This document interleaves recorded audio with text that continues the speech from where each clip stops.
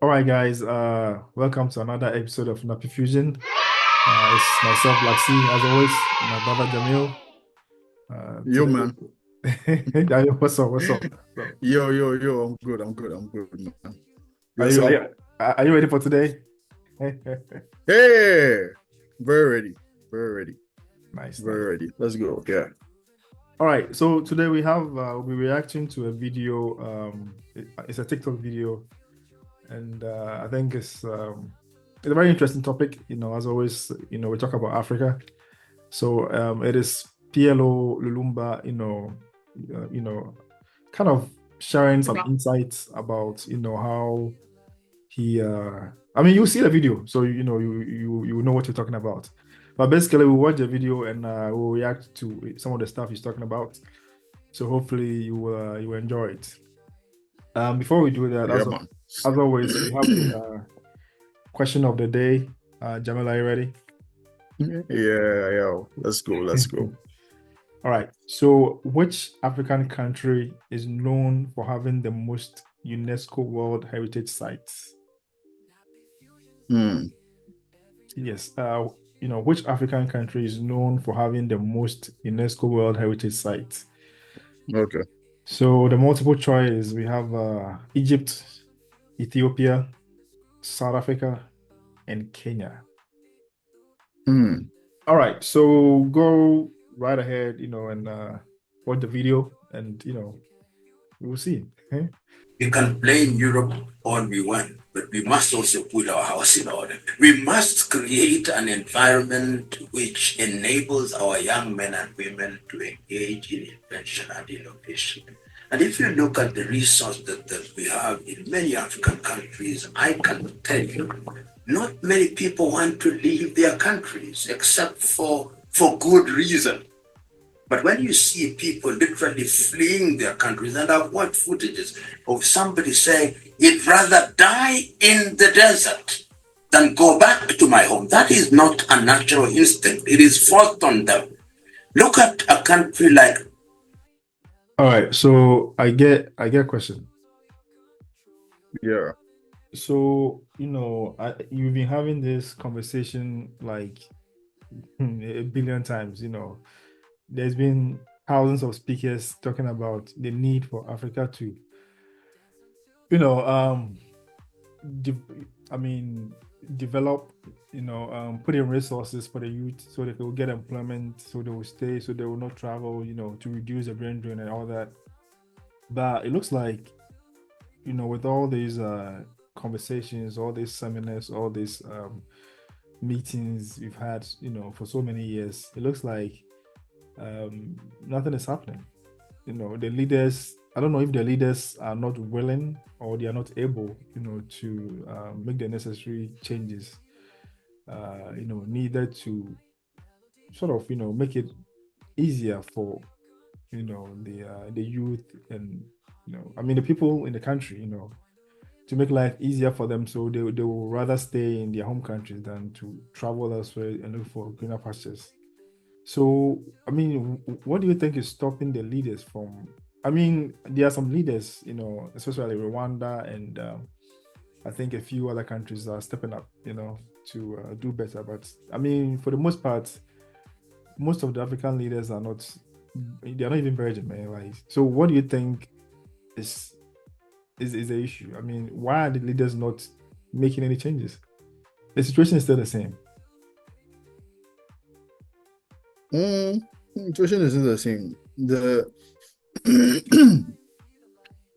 is personally, I feel like the African leaders are they they are complacent. They are indifferent. You know, so every positive leader looks out for his people. You know, so if there's information that your people are are dying whilst traveling to other countries, for greener pastures, then you should know that there's something very, very wrong.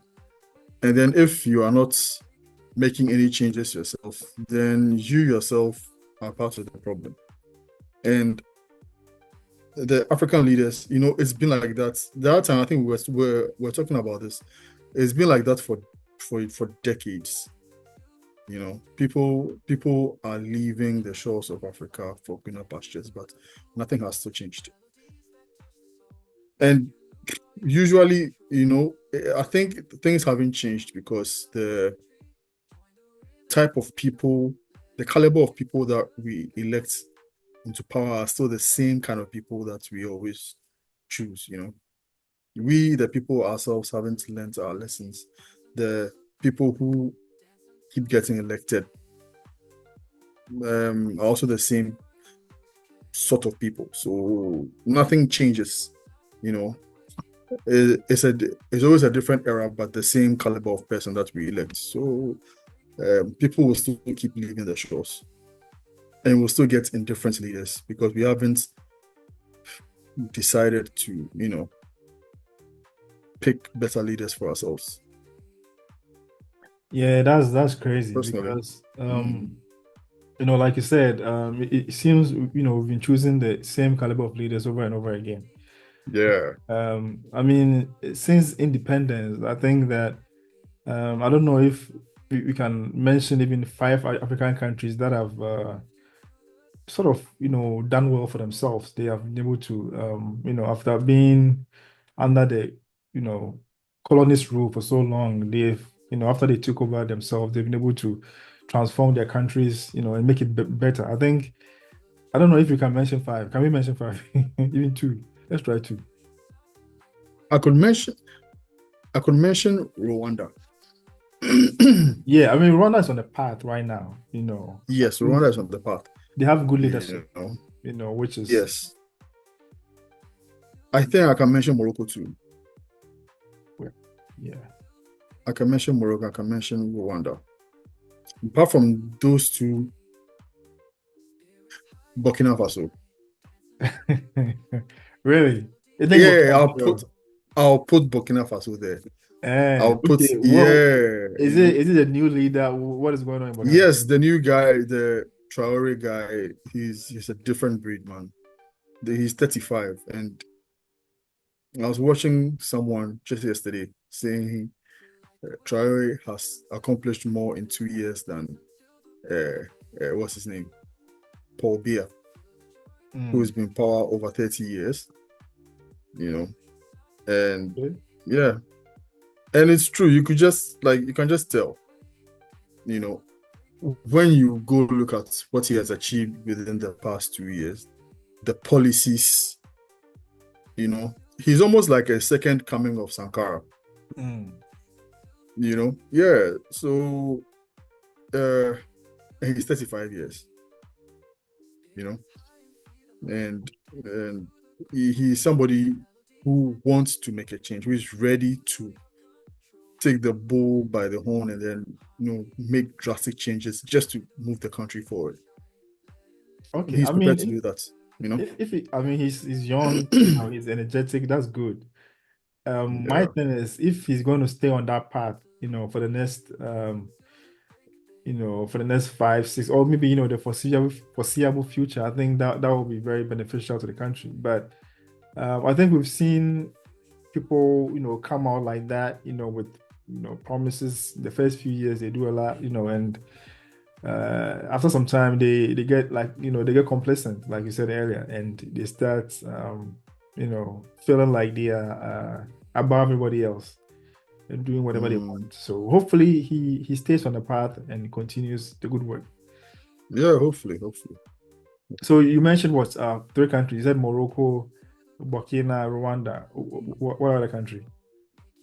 I mean, I don't want to mention South Africa because South Africa is a little different. They.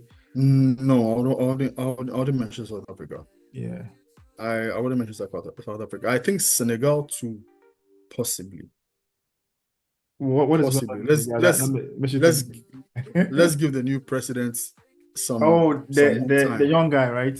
Yeah, I've forgotten his name. Yeah, the young guy. Let's give him some time. I have high hopes for him too. It's sad, but I haven't mentioned my country. And well, I have very little hope over there. Yeah, I think his name is Faye, right? Bashir. Yeah, Abdullah Faye, or something Some- Faye. yeah, but Faye. Yeah. Okay, so you think it's a trend like it seems to be something, like young presidents coming up, they are pretty charismatic. It just tells you the youth are ready to, take Take action, over. because the older guys for how many decades now haven't done like, I don't want to use like the S word. They haven't done you know, and and the country keeps, like everything just gets worse. Hmm. So obviously the youth, like, they're tired. I'm just praying for some younger person to, stand up in Ghana, and then a younger version of, Traore. I'm not But saying the person should come through the cool. No, I don't side with the cool aspect, but somebody who is ready to, make the tough decisions, and then move the country forward. So do you think it has to do with age or it has to do with vision? Because somebody can. No, it has nothing to do with age. Oh. It has everything to do with vision and intent. You know, Mm, yeah, it doesn't have anything to do with age, because it will be sad, that younger people will come I mess up. and no and take over, right? Mhm. And then do way better than these fathers and grandfathers. I think they'll be ashamed of themselves. Yeah, like seriously, I because mean, it I will be mean, sad. for me, I feel like if they do well, then it is to be expected because they are younger, they are creative, they are energetic. They are kind of like they are current. They know technology, social media, But at the same time, I feel like if they fail, then that is my opinion. That's why it's sad because there's so much um there's so much being put into like there's so much momentum behind they are coming into power. People trust them, they expect so much from them because we've seen all these old men come, and basically just run their countries, to the ground. So hopefully these Mm, young guys will come in and make a difference. So maybe I feel like if they don't do well, that's when it's more unfortunate. Or what do you think? Looking at, you see, what I feel like, what is beefing up their confidence is the level of chaos that the older generation have caused. You know, Mm, yeah, and so it's like, look, let's do something about this. That's what everybody is. I mean, that's how all these coming young ones are. You know, that's the mentality they are coming with. You know, let's do something about this before it gets too late. So I feel like yes, the young ones are they are more. I would say they are more proactive. They have new ideas. It's just that these old ones are not budging. They don't want to let go. Serious. I feel like these old ones don't want to let go. They still want to hold on to all the. But I mean, uh, a time will come. We'll push these old ones aside, and then the younger ones would come up with better ideas. I don't know if you remember this guy, the KT Hammond guy, KTM. who, Yes. yeah, who sometime not too long ago said that he told we the younger ones that all we do is grow beard. We don't like we have nothing in our heads. If they give us any job, we'll not be able to do it. That is. I feel like that's a whole new segment though. That's a whole new. We should probably tackle that sometime. Whether they Yeah, no, I get it, but it's sad that you don't have confidence in your own younger generation. It's either that you don't have confidence in your own younger generation, or you are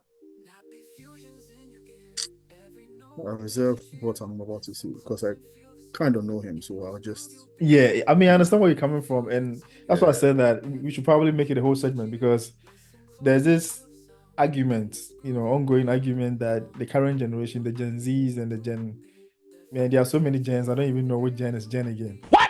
The Gen, The whatever. Gen Zs and the Gen what? They have the new Did it? gen, another gen. Yeah, I don't know. They said Alpha. I don't know Yeah, what Gen Alpha. I the mean, Gen whatever Alpha. gen is trending now. Yeah. There's this argument that they are not as hardworking as their predecessors. Like they'll go to a job, and if something small, any small misunderstanding is like, hey, I quit. I'm not doing it again. They are not committed to courses like back in the day when somebody can be with a company for 30 years, 20 years, or be on a project for so many years. This current generation is not as committed to courses like back in the day. But if you go that rabbit hole right now, I think we will keep going. So let's try and stick. Yeah. So my other question is that do you think that the tenure of office, like the term of office for presidents in Africa, should be elongated? Because some argue that if you give me 4 years to transform a country, it's not enough time. Then some will say that, well, you can potentially get eight years if you do well in the four. But if 4 years is not enough to do any meaningful change, how will people see what I can do to give me another 4 years? I don't know if you get my argument. No, I get what you're saying. So do It's you just think that that they should probably make it longer? Let's say each term of office should probably be made maybe 8 years instead of four. That way people will have enough time to sort of make whatever changes or whatever ideas they have, they can bring it to fruition. What do you think? I think it's a good idea, and it's also not a good idea because, I mean, it's a good idea if you have someone correct in power. Someone you put someone in, the person comes, and the person has a long time to like do a lot of things, to make all the positive necessary changes that he wants to do or he can't do. Now, when you vote in somebody who is ready to loot, that's 8 years of him looting. That's so by the time it's gone, there'll be nothing left. that's dangerous, man. No. Charlie, that's dangerous. That's 8 years of looting. So the guy will empty the coffers before he leaves. Yeah, that's so. I don't know if we could do that. We should. We should have a way to get the person out in time. Yeah, I mean, so that the person. Yeah, I agree with that because I think there should be, clauses in the constitutions that state that. I mean, even though you are getting 8 years or whatever, if you mess up, I mean, if you are found to be incapable, or you do something that is so severe that you have to be impeached or whatever, that way they know that, hey, you have this mandate for 8 years, but if you mess up, Charlie, you will pick you out. Yeah, the Chinese president, the Xi Jinping. Xi Jinping, after he was elected, the policies he was making, the decisions he was taking, the people were so happy. I think they changed the constitution or something to let him be president forever or something like that. Right. There's something or some long time frame or something. The people's will is what is going to is going to be considered. So yeah. Because honestly, I feel like the 4 years is not enough, to be frank. Because if you're being critical, like when you win the elections, your first year you're kind of like trying to test the waters, figure things out. And your last year you are preparing for you'll be campaigning, preparing for another election. So basically your first So you have just 2 years to rule. exactly, you have 2 conk years to do something. And that is, I don't know if 2 years is enough to do anything meaningful. I mean, to be honest. 2 years isn't enough. So yeah. So Okay. yeah, I feel we should it would be cool to, prolong it a bit. I think it would be a I think it's a cool idea Okay, to then. prolong it. Yeah. Oh, okay. All right. To revive the oil sector in a positive way. And I'm using the word revive so that we are able to refine, and it's not lost on me that my friend Aliko Dangote is behind one of the largest refineries in the world. I hope that that will ensure that you now create employment opportunities in that sector, in agriculture, in tourism, in textile, in the mining sector. And you can say that about Nigeria, you can say that about Ghana, you can say that about Liberia, Gabon, Cameroon, Dakar, Senegal, La Cote d'Ivoire, Gambia, the Democratic Republic of Congo. But remember that Europe loves Africa to be in the state in which it is, to remain a market rather than a factory. And if Africa is going to participate and to hold back her sons and daughters, she must be a factory. She must add value to the product. It makes no sense that we are producing cocoa in Togo, in Ghana, in La Cote d'Ivoire, and yet Nestle in Switzerland, which does not have a single bush of cocoa, is the one that is sending us chocolate. Okay, so I have another question. Yeah. All right. So this issue of producing in Africa, right? You know, I understand that currently Africans we consume, we don't produce much, or we don't even produce. If you do, it's like you know, it's not significant. I've noticed that Africans themselves, you know, we are not very much into made in Africa products. You know, like if a Ghanaian manufacturer is making cocoa or chocolate, and there's another brand from maybe Switzerland or America or let's say UK. Now, if you find these two products on the market, you know, I could be wrong. I haven't done any research, but from the little I've seen and the little I know, most people would choose the brand from the US or Switzerland and leave the brand from Ghana. What do you think? Why is it that we don't have confidence in our own products?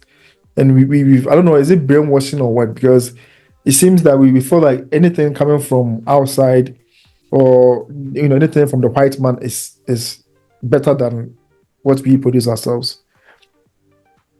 You know, so you see, I was saying everything boils down to leadership, proper leadership. Because these people, these other countries that you're talking about, they also started from somewhere else. They were not this good at whatever they were doing. You know, they got better as time went by. You know, so if leadership says, "Yo, we are trying to add value to our cocoa," you know, so we're going to produce our own chocolates, and so you give incentives to people who, you know, who are ready to go into that industry, you know, and then and then help them, you know, build themselves as time goes on. They are definitely going to get better. And then probably, you never know, probably end up being a better chocolate producer than Nestle or Cadbury or whoever, you know. And you can look at China. China is a big production hub. There were some things that were not 100%, you know, but now things coming from China are sick, man. You know. I mean, now I think China is like the factory of the world. Most of the things. Yeah. At first, you'd say, okay, I'm not too sure about things coming from China. I'm not sure if they're high quality. But these days, if you want high quality things, you definitely get them. You know. But I mean, they still have those, you know, inferior quality. Yeah, they still exactly, but they have gotten far better.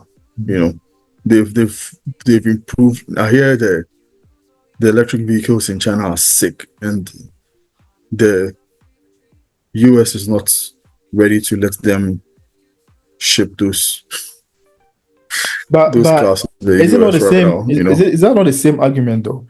Because if the US allows China to flood its market, you don't think that the local manufacturers will perish, because at that point maybe China is producing at a cheaper cost, and if China Yeah. floods the US with their products, you don't think factories like GM and those local manufacturers will have issues? Because Yeah. it's the same thing Africa is facing right now. Yeah. It's the same thing Because Africa is if facing you right now. allow, if China is doing well, right? Okay, fine. Then they should sell it to the Chinese, to their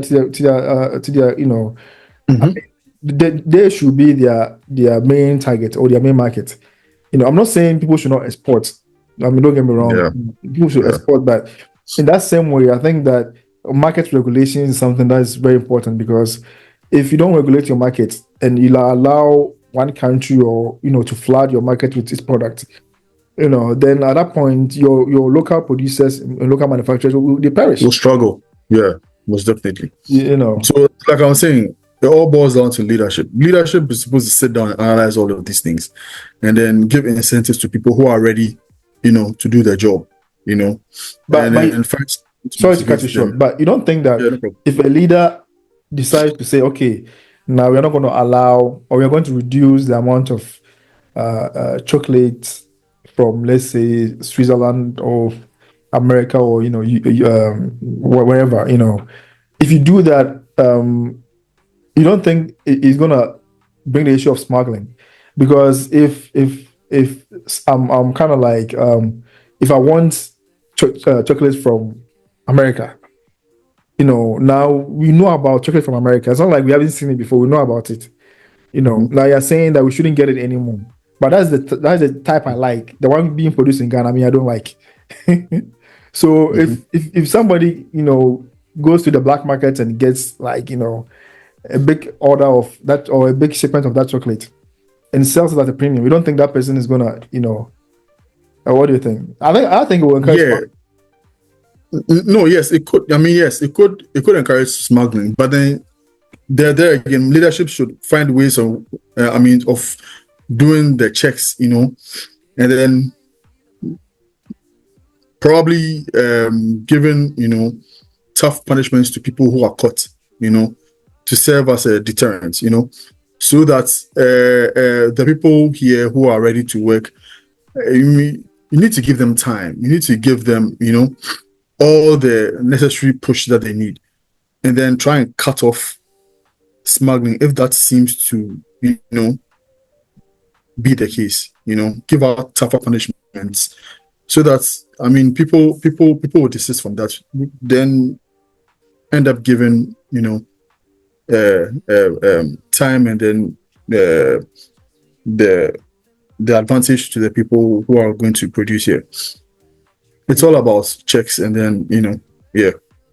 I mean, I totally agree with that. I think a good leadership is something that is definitely lacking in Africa. Good, visionary, strong-willed leaders. With who are not selfish, who are focused, who want, who put the interest of the country, first. Exactly. Yeah. They are not. Well, I'll ask that question later. So. She must add value to the product. It makes no sense that we are producing in Togo, in Ghana, in La Côte d'Ivoire, and yet Nestle in Switzerland, which does not have a single bush of cocoa, is the one that is sending us chocolates and Brussels. Today, if we are not careful, we are going to lose that territory. So in a nutshell, what one is saying, if indeed Europe cared, and it does not care, there is a book that I am citing too often nowadays. It's written by a South Korean called Ha Ju-chang. It's called The Bad Samaritans. And he's saying that the Western world are bad Samaritans. They do not wish Africa to move from the state in which it is. They want it where it is, because if it is where it is, it continues to be an exporter of primary goods and continues to be a market. And the poverty of Africa is what guarantees the opulence of the West. And the sooner we Africans, particularly the African politicians, recognize this, the quicker we'll get out of this morass. Easier said than done.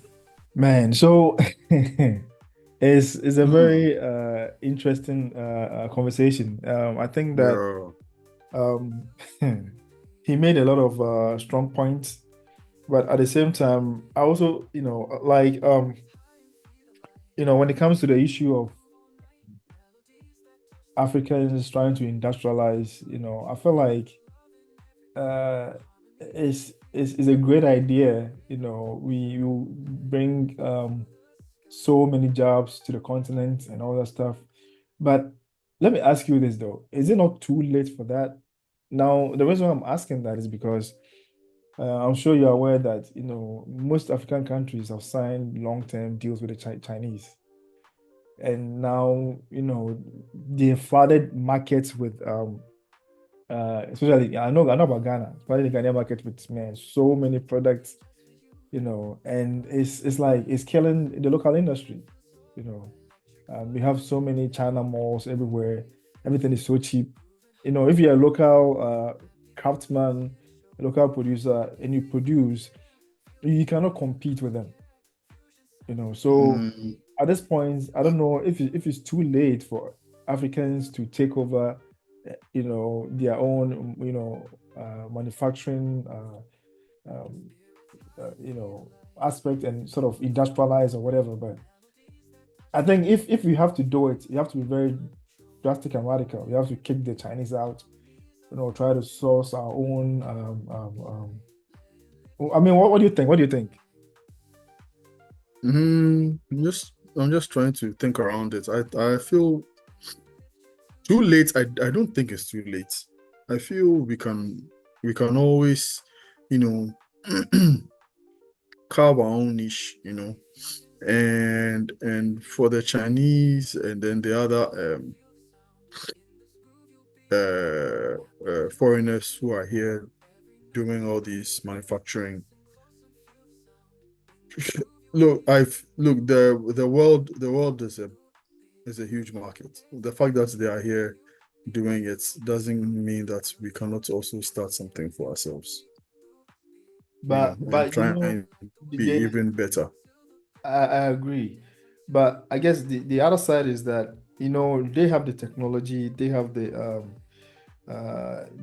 cheap labor back there in China, so they're able to produce at a very rapid pace. They produce a lot, really, really fast. So a country like Ghana or any other African country that is trying to compete on the international stage, with China being a manufacturing powerhouse, how do you produce,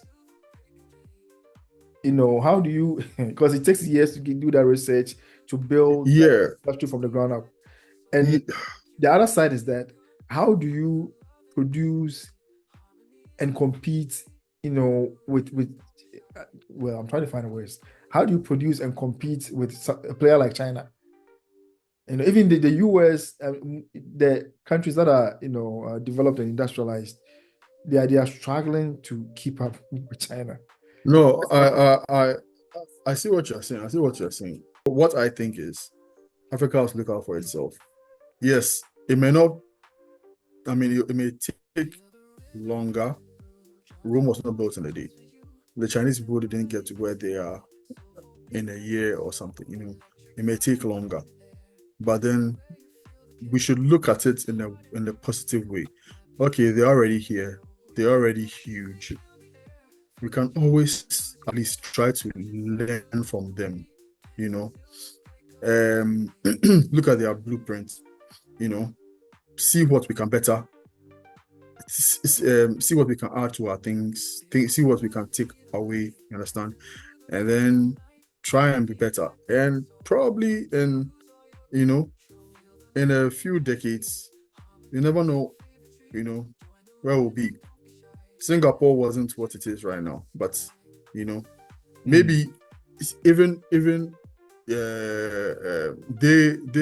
they are not.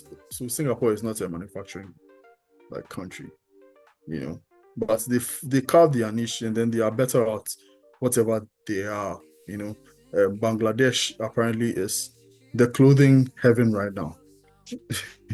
you know, That's so where we need all to we the need to exactly. So we need to pick where we are good at and then power over there, and then try to be explosive with whatever we decide to deal in, you know. So yeah, the Chinese people are big in manufacturing, they are big in whatever. I think we can also there's space, there's so much space that we can, you know, we can take and then try to take advantage of those. Okay, Not necessarily manufacture, but you know, we can also start manufacturing, but then add something to it. Add value. Yeah, add value. Okay, so I mean, what you're saying is spot on, is 100% correct. But then my question is that I mean, is there a willpower, you know, to for I mean, does Africa have the willpower to, you know, start this transformation, you know? And if that's the case, when do we start? Because it's like we've having these conversations for a very long time. You know, we know the solution, we know what needs to be done. There's been conference upon conference, there's been meetings upon meetings, there's been presentations, billions of presentations. I'm sure right now if you go online, there are PDF documents, like thousands of them, talking about solutions, you know, but it seems like we are finding the solutions, but we are not implementing them. And That's it's the same every year coming in. I'm sure next year there will be conferences, there will be what do you call it? You know, seminars, there will be millions of, you know, meetings talking about the same issue every single year. I get what I'm saying. Africa is all talk right now. We can talk like for years. If you know, bring out all the solutions. If you don't act on the solutions, it's pointless. Yeah, Africa is all talk right now. You know, it's Charlie. We are always talking, always going for meetings and everything, but nothing is implemented. So I see what right now. I like where things are going. You know, with these French countries, these Francophone countries, the Burkina Faso, and then the Mali, and then, you know, and then what's Burkina Faso, Mali, and the one more, Niger, right? And even Senegal. You know, it looks like, from, and this is my opinion, from where they've started, you know, I'm sure you give it like some 2, 3, 4 years, other countries will look at them and be like, yo, we want to be like these people, or we want to get to where these people are going, you know. Then they'll also be forced to take steps. They're also probably going to be left behind, because all these countries, all these other countries, all the African countries are all at one level. Nobody is moving forward. Everybody is just there and then dishing out their raw materials to, you know, outsiders. But then these countries that have started taking steps, yes, now the steps have started, you know, they've started taking their steps, but then give it a couple of years, you definitely see the change, and then people will rise up and say, yo, we need to get better leaders, because see what this country has been able to achieve, this is what this country has been able to achieve. And then it just takes one person to, you know, get to where everybody wants to get to, or start taking the steps that everybody probably sees as the right steps, you know, to success or prosperity or whatever. And then people will follow. And I think it started happening. Give it some time. All the other countries will set up. And they'll definitely get rid of the bad leaders, and then, you know, try and put in somebody who is more efficient. No, I mean, I agree with what you're saying, but I also have my list of things that I think, you know, if Africa was to implement, it will help Africa go a long way. One is a bit drastic, but I think it needs to be done. Cool. I think Yeah. I think we should kick out all the foreigners.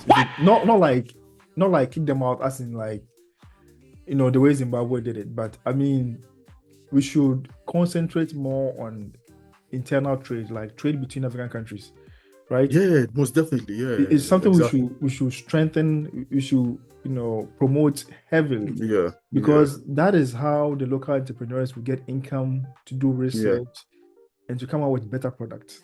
No, Because I agree. I agree. I I mean, agree. most of them don't have the resources to produce products at quality, the quality level matching those coming from outside.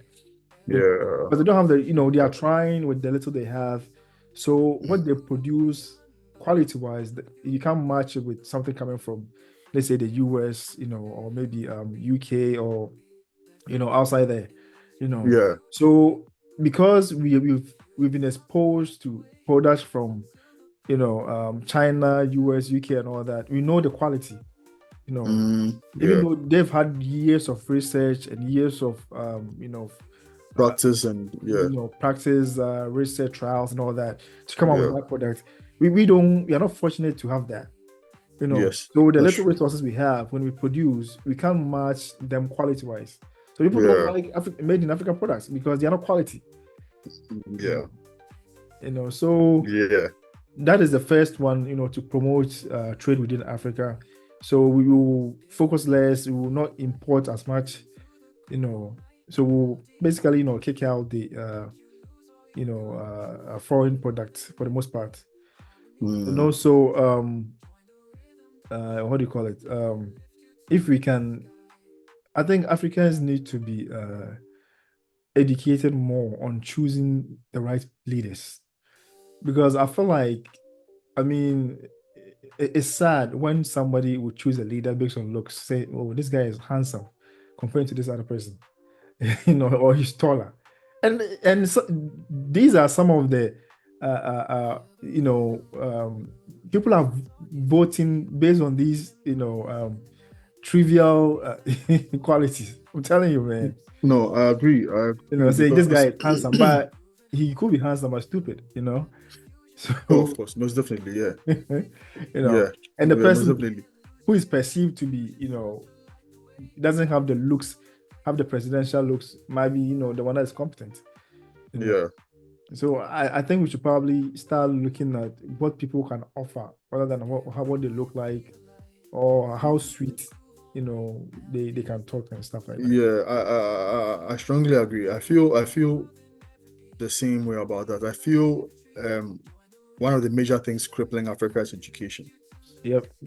There are far too many less educated people on the continent. We should find ways to prioritize education, and then let's find a way to let everyone at least finish high school, and then branch into whatever they feel they would want to do. But right now, currently, there are way too many uneducated or less educated people. So then it makes it difficult to, steer the ship, onto the right track. So yeah, you're right. We should focus a lot on education and then give it a couple of years, and I think things will get better. All right. So, that is our thoughts on the video from PLO Lumumba. So hopefully you enjoyed it. But as always, before we leave, Jamil, I want the answer. Yeah, Charlie, give me the question again. All right, so let me give you the question again. So which African country is known for having the most UNESCO World Heritage Sites? And the multiple choice, I have Egypt, Ethiopia, South Africa, and Kenya. UNESCO World Heritage Sites. Yep.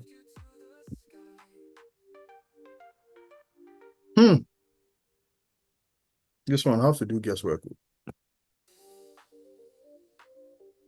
I feel okay, you know what? I'll go with Ethiopia. That is the right answer, Ethiopia. Yep. You were stuck between Ethiopia and Egypt, right? Egypt, yes, I was talking to Ethiopia and Egypt. You know, I knew it definitely wasn't South Africa, and it wasn't Kenya. It wasn't Kenya. It was between Egypt and Ethiopia. Yeah. Oh, that's cool. That's Oh cool. yeah. So it's Ethiopia. All right. Awesome. All right. Awesome. Do you have any problem for us today? Yeah. Okay, so for those who want the details, Ethiopia has 11 UNESCO World Heritage sites, and Egypt has 7. So that is the Oh, okay. Yeah. Okay. I'll give 2. Okay. This one is first one is it's from Libya. Originates from Libya. The proverb is the camel does not see the bend in its own neck. The camel does not see the bend in its own neck. And that means people often overlook their own flaws. Mm-hmm. And the second one is Egyptian. Originates from Egypt. Proverb is beware of the naked man who offers you clothes. Beware of the naked man who offers you clothes. And the meaning is be cautious of hypocrites or deceptive help. It's kind of like, I think it's similar to Ghana. We have a proverb similar to that. It's called Quattro Solomon to Martinez, right? Yeah, yes, exactly. We are very, very similar. Yeah. No, it's just that it's sad that if I'm going to Egypt, I may have to get a visa, and you can't just drive to Egypt, or just drive to you have to struggle with the borders and present paperwork. But it's the same continent. We don't have. We are not. Sorry. Yeah, I mean we have all these boundaries, and it's. I mean, like we've said in previous episodes, most of these boundaries come from our colonial masters. Some of them are because of the language barrier, where we have the francophone and anglophone, and the Portuguese, all that stuff. Swahili and all.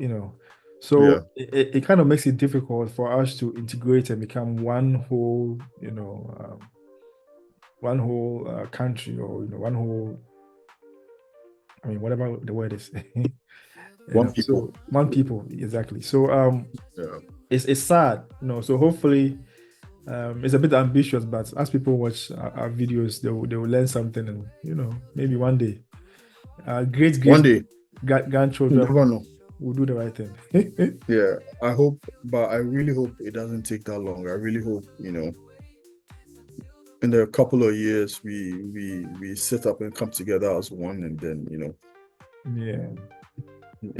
decide to go to Congo, decide to go to Mauritania, and I can just get up and go. And I just decide to drive long distance, and then not encounter problems because I'm African. Yeah, I feel like if, like you're saying, I feel like if we don't pay so much attention to going out there and focus within ourselves, within Africa, and trade amongst ourselves, learn about each other's culture, try to, help each other out, I think we can make it better than worrying so much about, going out there and pleasing, the Americans and all that. Because music, for instance, I think that most artists have their vision on their eyes set on the Oscar, right? Yeah. There's nothing wrong with that. There's nothing wrong with that. Trying to go international, be known everywhere in the world. Absolutely nothing wrong with that. Burna Boy is doing well, Davido, they're all doing well. Yeah. But I feel like, if I mean, Burna Boy, for instance, I think before he got there, he pretty much conquered Africa. His songs are loved by all Africans. All Africans. It's everywhere. Yeah. If you focus on doing something, and your mindset, I mean, international is good because it also affects the quality, but at the same time we should also focus on the local market. Try to do things that will please the market. So that our continent can also get better. Because right now, Charlie. Yeah. It's I think we've started. There's There's this shift. there's this shift. The Africans are collaborating amongst themselves musically. Mhm. Yeah, I think it started, but it's too slow. The understanding isn't there yet. So it's like we are doing it, but we are being cautious. We should try as much as possible to, come together. The other time I saw this speech, the Kenyan president saying, I mean, already Ghanaians can already enter Kenya. I mean, we can get the visa on arrival or something. But then he's saying, I don't remember, he said something about all Africans being able to enter Kenya and then being able to be in Kenya for like the first 30 days or the first 60 days, something. You don't need a visa. Just come to Kenya, explore Kenya, see if there are opportunities. And I would like something like that, but maybe not for 30 days. Like just move in. And then start something. You are in another state. You can probably just decide to move to another state and then start afresh. Nobody will ask you any questions. All you just need to do is that this new state that you are moving in, you can you need to just abide by their laws and change whatever you need to change a little. But nobody will hold you at any border or anything for documentation or something because of who you are. And I think it's something that we should try and replicate here. All Try right. and I can move to Rwanda and then set up businesses. I can just without having to present my passport at the border. But the fact that I'm holding an African passport is enough for me to just move all over Africa for anything at all. So yeah. Yeah. That's true. All right. Yeah. So if we've come to the end of today's episode, hopefully you enjoyed it. It's been a long talk, but that's how it comes out when you're passionate about the topic. So Yep. Hopefully you enjoyed it. Agree. We'll see you in the next one. Don't forget to subscribe, and like and share. And like and share. Yes, most definitely. See you later. See you. Bye. All right. Spirits high and feet alight, dancing to the groove all night. Melodies that touch the soul, make you lose all your control. Feel the love in every beat, harmonies are